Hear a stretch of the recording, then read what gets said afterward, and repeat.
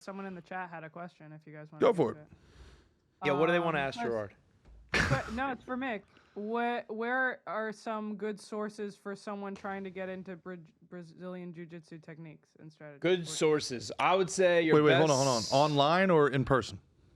They didn't specify. Okay. Not online. It's Not It's online. not online. Online is not the answer. Really? No. Of course not. Definitely not. It's like anything. Do we ever do Zoom? No. Because the connection is different. It's trash. You really wanna fucking learn something? You go and you show up. Just like anything. You gotta show up. Great point. And I'll tell you, walking in the door is the hardest part. The first day walking in the door is the hardest part. Yeah. Because it's like, I'm gonna go, it's gonna be uncomfortable. Everyone's gonna be fucking cool. I promise you. I promise you.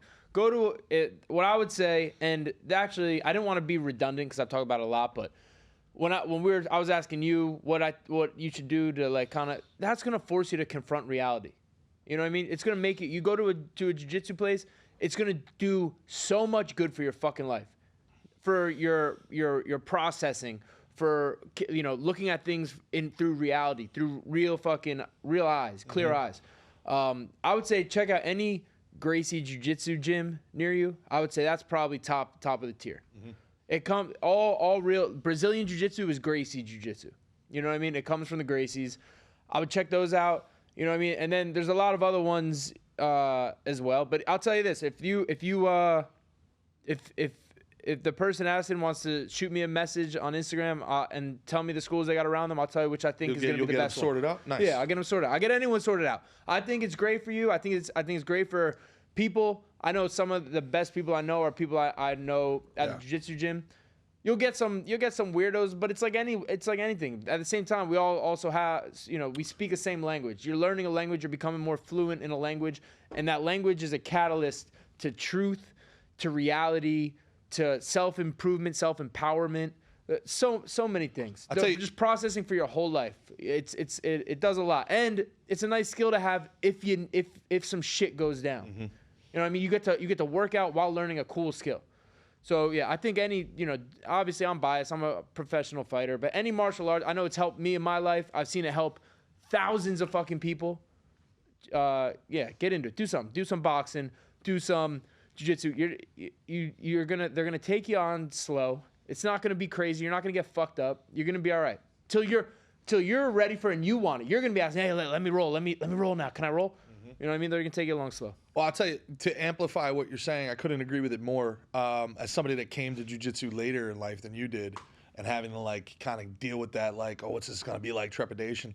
One of the coolest things about it is within a month, and the guy that could really speak on this is our buddy David Parr, because he was so afraid. He's a smaller guy. Yeah. And within a month, the first time somebody puts their hands around your neck or takes your back, you can feel your heart beating out of your chest. You can feel your breath going away, and it's panic.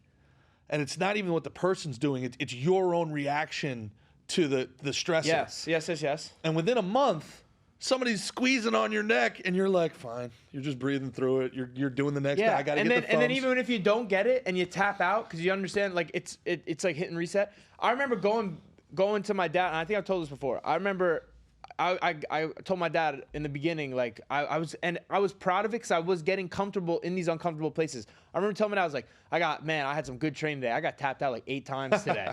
And I remember him looking at me like, thought you were like good at this. Right? And I am. I'm just, it's part of the process. Sure. That's even that part. Every part of the development, like, will get you fucking high. Like it's you know what I mean? Like that was fucking cool. I was comfortable enough to have, if this was somewhere else, they could have taken my life away. Sure. You know what I mean? Sure. And because that's how you learn. And I remember going in there my first day. I was nervous as fuck too. I couldn't drive, so I had to get a ride from my dad. And I remember I was like talking, I want to do it. He was like, we found a place, and it was a Sunday, and he was like, all right, let's go. And I was kind of like, I was like how I said, it's hard to go in the first day. I was like, let's go next week. And he was like, nah, fuck that. We're going now. You're talking about this enough. We're going. Big Kevin Gall. Got me in the door. I never looked back there. Yeah. Never looked back. Been doing it all the time since then. So the reason I bring it up, man, like, you're not going to be a pro fighter, probably, right? If I'm speaking to you and listening to this, you're probably not going to be a pro fighter. You're not going to be a world champion jiu-jitsu competitor. Unless you want to be. Unless you want to be. But I'm telling you, I got better in business. I got better in every other aspect of life by understanding how to handle high pressure situations. There's nothing more high pressure than someone trying to choke the life out of you. And if you can then still stay calm and be able to process information through that, then on your day-to-day life, you're going to be able to... Everything's going to seem less high risk. You are. You're less stressed, man. You're less stressed. Your body's good and tired, so you're not, you don't have all that anxiety. But also, you'll drive home from the gym like, yeah, relax. And you're like, there is a certain thing, and we are humans and we are animals, and there's a certain confidence and pride that comes from, I can protect myself if I need to. I can protect my loved ones if I need to. You see guys in the gym, the way that they walk in day 1 versus the way that they walk in day 90, day 180. They're taller, chest is wider. Yeah. They got their chin's up a little bit higher. Unless you can defend yourself or your family, you really can't call yourself a man. And why would you want it to be in someone else's hands? You know what I'm saying? And you want it to be up to them or up to you? This is not toxic. And this goes back to the very beginning of what we were talking about. It's the man's job still to prepare and protect. All right? They want us all to be weak and effeminate. They want us to be quiet. They want us to be silent and obedient. Right? But the only people that can be peaceful are the peaceable that are the peaceable. The only people who can be peaceful are the people who are violent. Right. Because then it's a choice to be peaceful. If you're incapable of violence, you're not peaceful. Right. You're docile. You're conquered. Yes. You're harmless. You're harmless. You're not peaceful. Yeah. You're harmless. Yeah. There's nothing admirable about it. Yeah. There's nothing admirable about it. A poodle is not peaceful. It's harmless. All right. A Rottweiler can be peaceful. Yeah. Well trained. Well trained Rottweiler. Yeah. Two more things. Also, when someone's trying to choke you, and you're trying to like fight for your life in these safe capacities, it's like therapy as well. Any problem you have that you've been dealing with goes out the window. Gone. You're not thinking about any of your problems. Oh, I can't believe I'm getting divorced. Yeah, exactly. If your mind's there, your mind won't be there. It won't happen. Yeah. Hey, Nat, where's the person asking from? Ask them where they're. They didn't say. I think. Yeah, shoot. Ask them. We'll see what they say, and then I'll see if I can help them out right now. They said Later, Dom. Any other sources to stack on top of training? I've been going consistently at least 2 days a week for 10 months. That's Just awesome. Started trying to compete. I'll ask where they're from. That's sick. Say that one more time, please. They've been training 2 days a week for 10 months. Great. They're about to start trying to compete. All right, I got something for that too. So I remind my fighters this now, the guys I that like look up to me, that I help and or coach. Yeah. When you compete, it is an uncalm thing.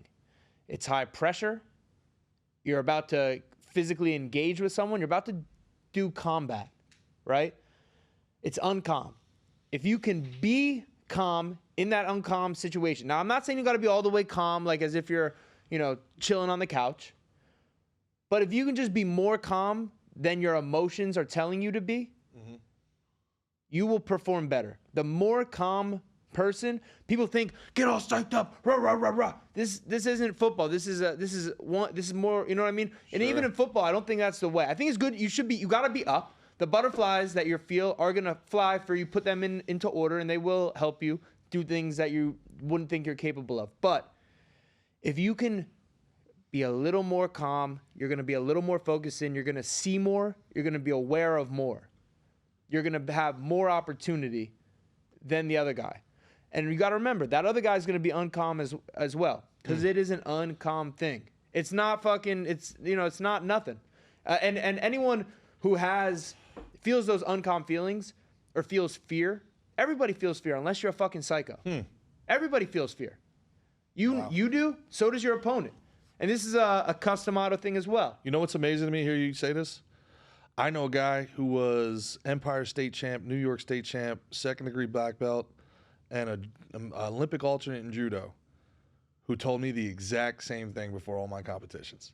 Because I would get all hyped up and all this other stuff. He goes, you're telling them that you're scared. Just be calm. Yeah, I mean, get a good warm up, get your body ready to fire and shit. But yeah, then you want to bring it down. Be calm.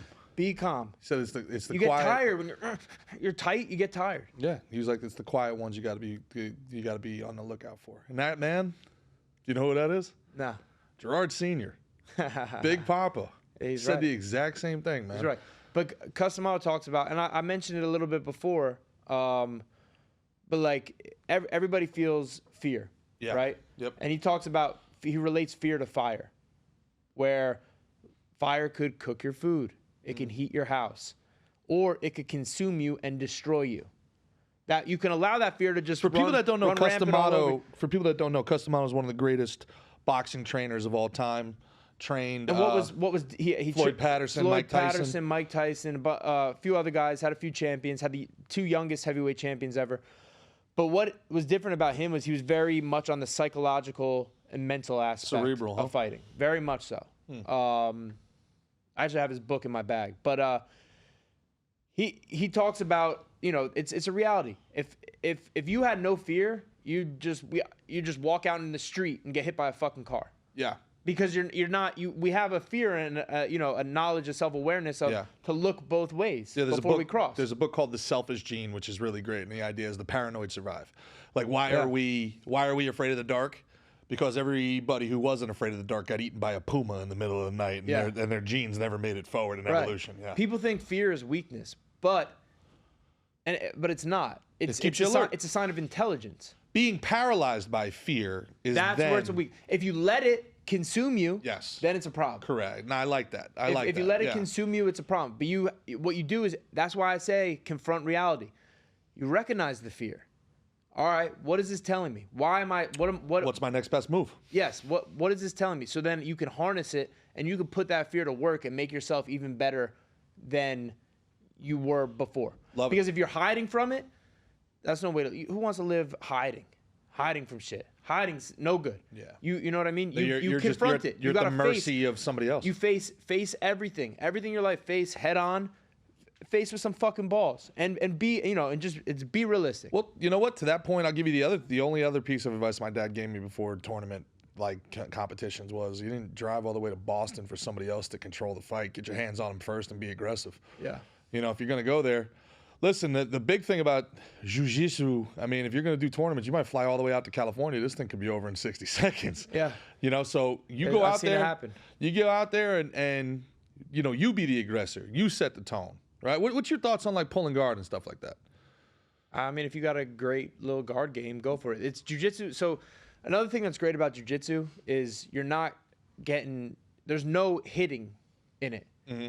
And a lot of people are scared and deterred by hitting. Some people, like myself, I like the impact. I like the fucking contact. So I like, I like boxing and I like kickboxing. And there's no lower half until you're years into it. You're not going to have to worry about somebody popping your ankles. Yeah, I mean, people bring you along the right way. That's why I say, especially like a Gracie Jiu-Jitsu gym, I think the best gyms are learn everything from the beginning. Learn leg locks, learn all that shit. Well, in tournaments, you're not going to be allowed to. Right? Some tournaments. Some tournaments, they let white belts do knee bars in tournaments? I think some tournaments. I don't know. I don't know what the current state is. I know some do a lot, like the IBJJFs, they were not into it. But there's a lot of different tournaments with a lot of different rules. Okay. There's no like hard, fast rule. But that I like when you learn everything from the beginning. Why? Because we're not doing this just to be a white belt. We're doing this to, for life. Amateur fighters, I'm like, don't do this to be an amateur fighter. Prepare to be a pro. So I think, you should do everything, but there isn't. You're not getting hit. You're not getting, brain damage or whatever. You know what I mean? People are scared of, and that fear could hold people back as well. You know what I mean? Sure. So that's why I think jiu-jitsu is a nice one where anyone could do it. Anyone could do it. There's old people who start in their 60s and 70s and get a black belt. You know what I mean? Yeah. It's people's favorite hobby. It's my favorite hobby. It was a hobby. It was therapy to me. When crazy things were going on in my life, it gave me a life path, and it gave me a lot of shit. I think I want to give you the gift of the empowerment that Yeah. you can gain from doing these martial arts. Well, let me amplify what you just said there, because I think there's a lot of people who are like, yeah, but I'm too old. Well, I'm 30. Nah. Bro, Teddy Roosevelt was boxing when he was still president of the United States. All right? Like, I think Ed O'Neill just got his black belt. You know, he's 65 years old, right? I think he got it earlier. But he's still a practitioner, still doing it. Mark Zuckerberg, jiu-jitsu. Elon Musk, the strongest minds in the world are applying this technique to help them, and they're not trying to become like, you know, world beater professional fighters. Imagine how busy Elon Musk and Mark Zuckerberg's schedule is, and they're still cutting out time every day. Yeah, because they see the reward in it, The value. the rewards. Yeah, There's a lot. yeah, and it's yeah, for sure. I mean, yeah. Tactical awareness, this is, and women too, get after it. I want all the females I like know and love. I push to get into it, because there's positions, and you should, if you're family members, you should do the same thing. Like if someone's trying to take advantage or hurt a girl or rape a girl, positions that you learn in jiu-jitsu are positions that you can subdue someone, control someone, or put them to sleep, break their fucking arm. You know what I mean? Like there's so many benefits. The benefits are endless.